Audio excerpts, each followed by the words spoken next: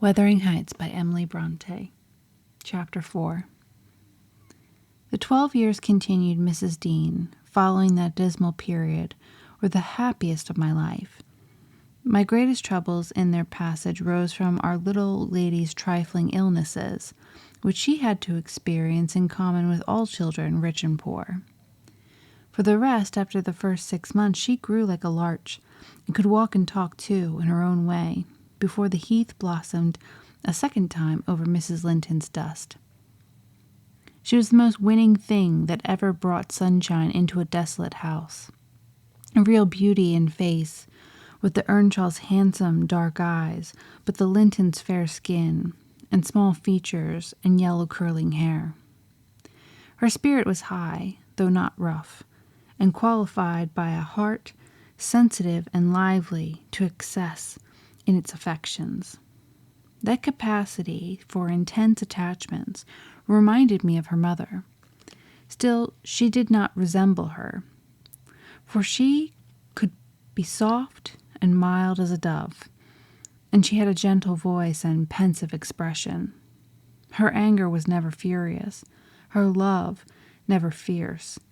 It was deep and tender. However, it must be acknowledged she had faults to foil her gifts. A propensity to be saucy was one, and a perverse will that indulged children invariably acquire, whether they do be good-tempered or cross. If a servant chanced to vex her, it was always, "I shall tell Papa," and if he reproved her, even by a look, she would have thought it a heartbreaking business. I don't believe he ever did speak a harsh word to her. He took her education entirely on himself and made it an amusement. Fortunately, curiosity and a quick intellect urged her into an apt scholar. She learnt rapidly and eagerly, and did honor to his teaching. Till she reached the age of 13, she had not once been beyond the range of the park by herself. Mr. Linton would take her with him a mile or so outside on rare occasions, but he trusted her to no one else. Gimmerton was an unsubstantial name in her ears. The chapel, the only building she had approached or entered except for her own home. Wuthering Heights and Mr. Heathcliff did not exist to her. She was a perfect recluse, and apparently perfectly contented. Sometimes, indeed, while surveying the country from her nursery window, she would observe, "Ellen, how long will it be before I can walk to the top of those hills? I wonder what lies on the other side. Is it the sea?" "No, Miss Cathy," I would answer. "It is hills again, just like these." "And what are those golden rocks like, when you stand under them?" she once asked. The abrupt ascent of Penistone Crags particularly attracted her notice, especially when the settle of setting sun shone on it, and the topmost heights, and the whole extent of the landscape besides lay in shadow. I exclaimed that they were bare masses of stone, with hardly enough earth in their clefts to nourish a stunted tree. "And why are they bright so long after it is evening here?" she pursued.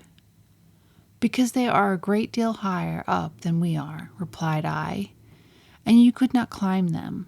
They are too high and steep. In winter the frost is always there before it comes to us, and deep into summer I have found snow under that black hollow on the northeast side." "Oh, you have been on them," she cried gleefully. "Then I can go too, when I am a woman. Has Papa been, Ellen?" "Papa would tell you, miss," I answered hastily, "that they are not worth the trouble of visiting. The moors where you ramble with him are much nicer, and the Thrushcross Park is the finest place in the world." "But I know the park, and I don't know those," she murmured to herself, "and I should delight to look round me. From the brow of that tallest point, my little pony Minnie shall take me sometime." One of the maids mentioned the fairy cave, quite turned her head with a desire to fulfill this project. She teased Mr. Linton about it, and he promised she should have the journey when she got older. But Miss Catherine measured her age by months, and now am I old enough to go to Penistone Crags? Was the constant question in her mouth. The road thither wound close by Wuthering Heights. Edgar had not the heart to pass it, so she received as constantly the answer, "Not yet, love, not yet." I said Mrs. Heathcliff lived above a dozen years after quitting her husband. Her family were of a delicate constitution. She and Edgar both lacked the ruddy health that you will generally meet in these parts. What her last illness was, I am not certain. I conjecture they died of the same thing, a kind of fever, slow at its commencement, but incurable and rapidly consuming life towards the end. She wrote to inform her brother of the probable conclusion of a 4 months' indisposition under which she had suffered, and entreated him to come to her, if possible, for she had much to settle, and she wished to bid him adieu and deliver Linton safely into his hands. Her hope was that Linton might be left with him, as he had been with her. His father, she would fain convince herself, had no desire to assume the burden of his maintenance or education. My master hesitated not a moment in complying with her request. Reluctant as he was to leave home at ordinary calls, he flew to answer this, commending Catherine to my peculiar vigilance in his absence, with reiterated orders that she must not wander out of the park, even under my escort. He did not calculate on her going unoccupied. He was away 3 weeks the first day or two. My charge sat in a corner of the library, too sad for either reading or playing. In that quiet state she caused me little trouble, but it was succeeded by an interval of impatient, fretful weariness, and being too busy and too old then to run up and down amusing her, I hit on a method by which she might entertain herself. I used to send her on her travels round the grounds, now on foot and now on a pony, indulging her with a patient audience of all her real and imaginary adventures when she returned. The summer shone in full prime, and she took such a taste for this solitary rambling that she often contrived to remain out from breakfast till tea, and then the evenings were spent in recounting her fanciful tales.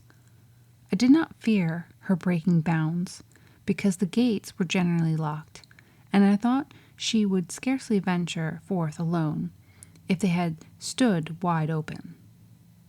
Unluckily, my confidence proved misplaced. Catherine came to me one morning at 8 o'clock and said she was that day an Arabian merchant, going to cross the desert with his caravan, and I must give her plenty of provision for herself and beasts, a horse and 3 camels, personated by a large hound and a couple of pointers. I got together good store of dainties and slung them in a basket on one side of the saddle, and she sprang up as gay as a fairy, sheltered by her wide-brimmed hat and gauze veil from the July sun, and trotted off with a merry laugh, mocking my cautious counsel to avoid galloping and come back early. The naughty thing never made her appearance at tea. One traveler, the hound, being an old dog and fond of its ease, returned, but neither Cathy nor the pony nor the 2 pointers were visible in any direction, and I dispatched emissaries down this path and that path, and at last went wandering in search of her myself. There was a laborer working at a fence round a plantation on the borders of the grounds. I inquired of him if he had seen our young lady. "I saw her at morn," he replied. "She would have me to cut her a hazel switch, and then she leapt her galloway over the ledge yonder, where it is lowest, and galloped off a sight." You may guess how I felt at hearing this news. It struck me directly she must have started to Penistone Crags. "What will become of her?" I ejaculated, pushing through the gap which the man was repairing and making straight to the high road. I walked as if for a wager, mile after mile, till a turn brought me in view of the heights, but no Catherine could I detect, far or near. The crags lie about 1.5 miles beyond Mr. Heathcliff's place, and that is 4 from the Grange, so I began to fear night would fall ere I could reach him. And what if she should have slipped in clambering among them, I reflected, and been killed or broken some of her bones? My suspense was truly painful, and at first it gave me delightful relief to observe, in hurrying by the farmhouse, Charlie, the fiercest of the pointers, lying under a window, with swelled head and bleeding ear. I opened the wicket and ran to the door, knocking vehemently for admittance. A woman whom I knew, and who formerly lived at Gimmerton, answered. She had been servant there since the death of Mr. Earnshaw. "Ah," said she, "you are come of seeking your little mistress. Don't be frightened. She's here safe, but I'm glad it isn't the master." "He is not at home, then, is he?" I panted, quite breathless with quick walking and alarm. "No, no," she replied. "Both he and Joseph are off, and I think they won't return this hour or more. Step in and rest you a bit." I entered and beheld my stray lamb, seated on the hearth, rocking herself in a little chair that had been her mother's when a child. Her hat was hung against the wall, and she seemed perfectly at home, laughing and chattering, in the best spirits imaginable, to Hareton, now a great, strong lad of 18, who stared at her with considerable curiosity and astonishment, comprehending precious little of the fluent succession of remarks and questions which her tongue never ceased pouring forth. "Very well, miss," I exclaimed, concealing my joy under an angry countenance. "This is your last ride till Papa comes back. I'll not trust you over the threshold again, you naughty, naughty girl." "Aha, Ellen," she cried gaily, jumping up and running to my side. "I shall have a pretty story to tell tonight, and so you've found me out. Have you ever been here in your life before?" "Put that hat on and home at once," said I. "I'm dreadfully grieved at you, Miss Cathy. You have done extremely wrong. It's no use pouting and crying. That won't repay the trouble I've had scouring the country after you. To think how Mr. Linton charged me to keep you in, and you stealing off so. It shows you are a cunning little fox, and nobody will put faith in you any more." "What have I done?" sobbed she, instantly checked. "Papa charged me nothing. He'll not scold me, Ellen. He's never cross like you." "Come, come," I repeated. "I'll tie the ribbon. Now, let us have no petulance. Oh, for shame! You are 13 years old, and such a baby." This exclamation was caused by her pushing the hat from her head and retreating to the chimney out of my reach. "Nay," said the servant, "don't be hard on the bonny lass, Mrs. Dean. We made her stop. She'd fain have ridden forwards, afeard you should be uneasy, but Hareton offered to go with her, and I thought he should. It's a wild road over the hills." Hareton, during the discussion, stood with his hands in his pockets, too awkward to speak, though he looked as if he did not relish my intrusion. "How long am I to wait?" I continued, disregarding the woman's interference. "It will be dark in 10 minutes. Where is the pony, Miss Cathy, and where is Phoenix? I shall leave you unless you be quick, so please yourself." "The pony's in the yard," she replied, "and Phoenix is shut up in there. He's bitten, and so is Charlie. I was going to tell you all about it, but you are in a bad temper and don't deserve to hear."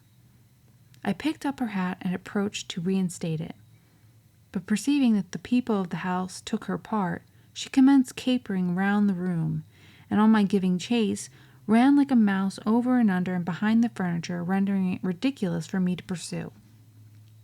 Hareton and the woman laughed, and she joined them, and waxed more impertinent still, till I cried in great irritation, "Well, Miss Cathy, if you are aware whose house this is, you'd be glad enough to get out." "It's your father's, isn't it?" said she, turning to Hareton. "Nay," he replied, looking down and blushing bashfully. He did not stand a steady gaze from her eyes, though they were just his own. "Whose, then? Your master's?" she asked. He colored deeper, with a different feeling, muttered an oath, and turned away. Oh, who is his master? Continued the tiresome girl, appealing to me. He talked about our house and our folk. I thought he had been the owner's son. We never said, miss. He should have done, shouldn't he, if he's a servant? Hareton grew black as a thundercloud at this childish speech. I silently shook my questioner and at last succeeded in equipping her for departure. Now get my horse, she said, addressing her unknown kinsman, as she would one of the stable boys at the Grange, and you may come with me. I want to see where the goblin hunter rises in the marsh, and to hear about the Farishes, as you call them. But make haste. What's the matter? Get my horse, I say. I'll see thee damned before I be thy servant, growled the lad. You'll see me what? Asked Catherine in surprise. Damned, thou saucy witch, he replied. There, Miss Cathy, you see, you have got into pretty company, I interpose. Nice words to be used to a young lady. Pray, don't begin to dispute with him. Come, let us seek for Minnie ourselves, and be gone. But Ellen, cried she, staring, fixed in astonishment, how dare he speak so to me? Mustn't he be made to do as I ask him? You wicked creature, I shall tell papa what you said. Now then. Hareton did not appear to feel this threat, so the tears sprung into her eyes with the indignation. You bring the pony, she exclaimed, turning to the woman, and let my dog free this moment. Softly, miss, answered the addressed. You'll lose nothing by being civil. Though Mr. Hareton there be not the master's son, he's your cousin, and I was never hired to serve you. He, my cousin, cried Cathy with a scornful laugh. Yes, indeed, responded her reprover. Oh, Helen, don't let them say such things, she pursued, in great trouble. Papa is gone to fetch my cousin from London. My cousin is a gentleman's son. She stopped and wept outright, upset at the bare notion of relationship with such a clown. Hush, hush, I whispered. People can have many cousins of all sorts, Miss Cathy, without being any the worse for it. Only they needn't keep their company if they be disagreeable and bad. He's not my cousin, Ellen, she went on, gathering fresh grief from reflection and flinging herself into my arms for refuge from the idea. I was much vexed at her and the servant for their mutual revelations, having no doubt of Linton's approaching arrival communicated by the former being reported to Mr. Heathcliff, and feeling as confident that Catherine's first thought on her father's return would be to seek an explanation of the latter's assertion concerning her rude-bred kindred. Hareton, recovering from his disgust at being taken for a servant, seemed moved by her distress, and having fetched the pony round to the door, he took to propitiate her a fine crooked-legged terrier whelp from the kennel, and putting it into her hand, bid her wish, for he meant naught. Pausing in her lamentation, she surveyed him with a glance of awe and horror, then burst forth anew. I could scarcely refrain from smiling at this antipathy to the poor fellow, who was a well-made, athletic youth, good-looking in features and stout in health, but attired in garments befitting his daily occupations of working on the farm and lounging among the moors after rabbits and game. Still, I thought I could detect in his physiognomy a mind owning better qualities than his father ever possessed. Good things lost amid a wilderness of weeds, to be sure, whose rankness far overtopped their neglected growth, yet notwithstanding evidence of a wealthy soil that might yield luxuriant crops under other and favorable circumstances. Mr. Heathcliff, I believe, had not treated him physically ill, thanks to his fearless nature, which offered no temptation to that course of oppression. It had none of the timid susceptibility that would have given zest to ill treatment, in Heathcliff's judgment. He appeared to have bent his malvoyance on making him a brute. He was never taught to read or write, never rebuked for any bad habit which did not annoy his keeper, never led a single step towards virtue or guarded by a single precept against vice. And from what I heard, Joseph contributed much to his deterioration by a narrow-minded particularity which prompted him to flatter and pet him as a boy because he was the head of the old family. And as he had been in the habit of accusing Catherine Earnshaw and Heathcliff when children of putting the master past his patience and compelling him to seek solace in drink by what he termed their offald ways, so at present he laid the whole burden of Hareton's fault on the shoulders of the usurper of his property. If the lad swore he wouldn't correct him, nor however culpable he behaved, it gave Joseph satisfaction, apparently, to watch him go the worst lengths. He allowed that he was ruined, that his soul was abandoned to perdition. But then he reflected that Heathcliff must answer for it. Hareton's blood would be required at his hands, and there lay immense consolation in that thought. Joseph had instilled into him a pride of name and of his lineage. He would, had he dared, have fostered hate between him and the present owner of the Heights, but his dread of that owner amounted to superstition, and he confined his feelings regarding him to muttered innuendos and private combinations. I don't pretend to be intimately acquainted with the mode of living customary in those days at Wuthering Heights. I only speak from hearsay, for I saw little. The villagers affirmed Mr. Heathcliff was near, and a cruel, hard landlord to his tenants. But the house inside had regained its ancient aspect of comfort under female management, and the scenes of riot common in Hindley's time were not now enacted within its walls. The master was too gloomy to seek companionship with any people, good or bad, and he is yet. This, however, is not making progress with my story. Miss Cathy rejected the peace offering of the terrier and demanded her own dogs, Charlie and Phoenix. They came limping and hanging their heads, and we set out for home, sadly out of sorts, every one of us. I could not wring from my little lady how she had spent the day, except that, as I suppose, the goal of her pilgrimage was Penistone Crags. And she arrived without adventure to the gate of the farmhouse, when Hareton happened to issue forth, attended by some canine followers, who attacked her train. They had a smart battle before their owners could separate them. That formed an introduction. Catherine told Hareton who she was and where she was going, and asked him to show her the way, finally beguiling him to accompany her.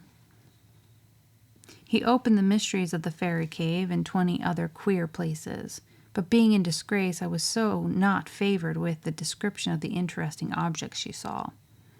I could gather, however, that her guide had been a favorite till she hurt his feelings by addressing him as a servant, and Heathcliff's housekeeper hurt hers by calling him her cousin.